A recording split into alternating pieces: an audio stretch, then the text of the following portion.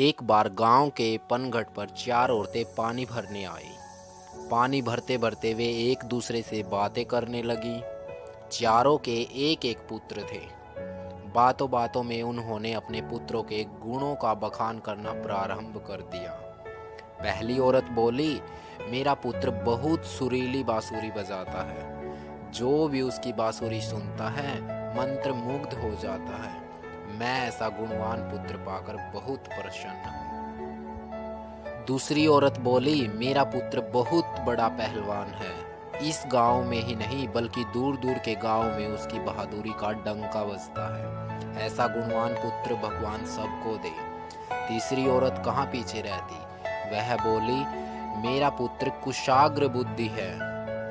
उससे अधिक बुद्धिमानी इस पूरे गांव में नहीं। लोग अपनी समस्याएं लेकर उसके पास आते हैं।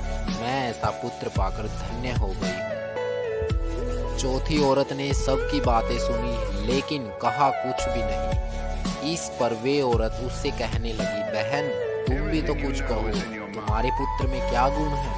कोई न कोई गुण तो उसमें अवश्य होगा। वह औरत बोली, क्या कहूँ बहनों, मेरे पुत्र में तुम्हारे पुत्रों की तरह ऐसा कोई गुण नहीं है। उसकी बात सुनकर तीनों औरतों ने गर्व से अपना सिर उठा लिया। कुछ देर में सब ने पानी भर लिया और वापस जाने के लिए अपना अपना घड़ा उठाने लगी। उसी समय पहली औरत का पुत्र हाथ में बांसुरी लिए वहां से गुजरा। उसने देखा कि उसकी माँ पानी से भरा घड़ा नहीं उठा पा रही, किंतु वह यह अनदेखा कर बांसुरी बजाते हुए वहां से चला गया। दूसरी औरत का पहलवान पुत्र कुछ ही दूरी पर मुग्ध घुमा रहा था।